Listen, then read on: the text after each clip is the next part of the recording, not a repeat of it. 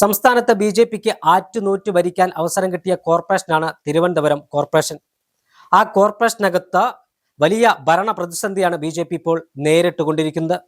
ബി.ജെ.പിയെ സംബന്ധിച്ചിടത്തോളം അവർക്ക് കേവല ഭൂരിപക്ഷം തികയ്ക്കാൻ കഴിഞ്ഞിരുന്നില്ല. സ്വതന്ത്ര കൗൺസിലറുടെ പിന്തുണയോടുകൂടിയാണ് തിരുവനന്തപുരം കോർപ്പറേഷന്റെ ഭരണം ബി.ജെ.പി മുന്നോട്ട് കൊണ്ടുപോകുന്നത്. അതിനിടയ്ക്കാണ് മറ്റൊരു കൗൺസിലർ, ബി.ജെ.പിയുടെ ഒരു കൗൺസിലർ സുഗതനെ കാപ്പ കേസ് ചുമത്തി ജയിലിലടച്ചത്. അതിനുശേഷം അടക്കം ഭരണ പ്രതിസന്ധിയിൽപ്പെട്ട് ഉഴലുകയാണ് കോർപ്പറേഷൻ എന്നാണ് പ്രതിപക്ഷമായ കോൺഗ്രസും CPM-ഉം ആരോപണം ഉന്നയിക്കുന്നത്. തിരുവനന്തപുരം കോർപ്പറേഷനിലെ ഭരണ പ്രതിസന്ധിയുമായി ബന്ധപ്പെട്ട ശക്തമായ പ്രതിഷേധം ആരംഭിച്ചിരിക്കുകയാണ് കോൺഗ്രസ്. ഇന്ന് കോർപ്പറേഷൻ ഓഫീസിലേക്ക് കോൺഗ്രസിന്റെ നേതൃത്വത്തിൽ മാർച്ച് നടത്തി.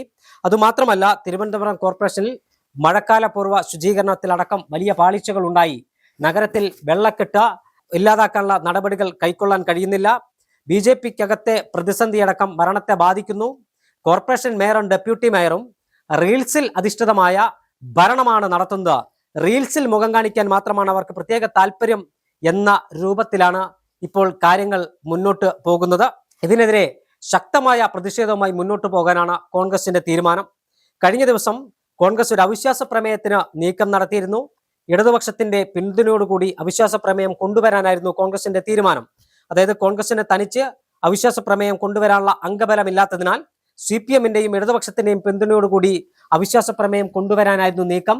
എന്നാൽ ഈ അവിശ്വാസ പ്രമേയത്തെ പിന്തുണയ്ക്കേണ്ട എന്നൊരു നിലപാട് CPM ഇടതുപക്ഷവും കൈക്കൊണ്ടതോടെ ആ അവിശ്വാസ പ്രമേയം കൊണ്ടുവരുന്ന തീരുമാനത്തിൽ നിന്ന് കോൺഗ്രസ് പിന്നോട്ട് പോവുകയും ചെയ്തു.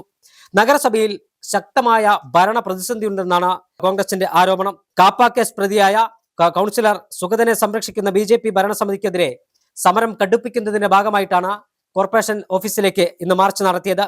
UDF നടത്തിയ അവിശ്വാസ പ്രമേയ നീക്കത്തിന് കൈകൊടുക്കാതിരുന്നത് CPM-ന്റെയും ഇടതുമുന്നണിയുടെയും കപട ഇരട്ടത്താപ്പ് രാഷ്ട്രീയവും അതോടൊപ്പം തന്നെ BJP-യുമായുള്ള അവിശുദ്ധ കൂട്ടുകെട്ടിന്റെ ഭാഗവുമാണെന്നാണ് കോൺഗ്രസ് നേതൃത്വം പറയുന്നത്.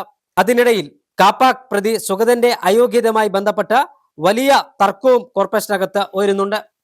സുഗതനെ അയോഗ്യനാക്കണമെന്ന് CPM-ഉം കോൺഗ്രസും ആവശ്യപ്പെടുന്നുണ്ട്. BJP ആറ്റുനൂറ്റ് ഭരണം നേടിയ തിരുവനന്തപുരം കോർപ്പറേഷനിൽ അവർ പറഞ്ഞതുപോലെ, പ്രകടന പത്രികയിൽ പറഞ്ഞതുപോലെയുള്ള കാര്യങ്ങളൊന്നും ചെയ്യാൻ കഴിഞ്ഞില്ല എന്ന് മാത്രമല്ല, അവർക്ക് പല കാര്യങ്ങളും എന്ത് ചെയ്യണമെന്നറിയാതെ ഉഴലുന്ന ഒരു കാഴ്ച കൂടി തിരുവനന്തപുരം നഗരത്തിൽ കാണുകയാണ്. വെള്ളക്കെട്ട് പരിഹരിക്കാൻ കഴിയുന്നില്ല എന്ന് വ്യാപകമായ പരാതി നഗരവാസികളുടെ ഭാഗത്തുനിന്നുണ്ട്.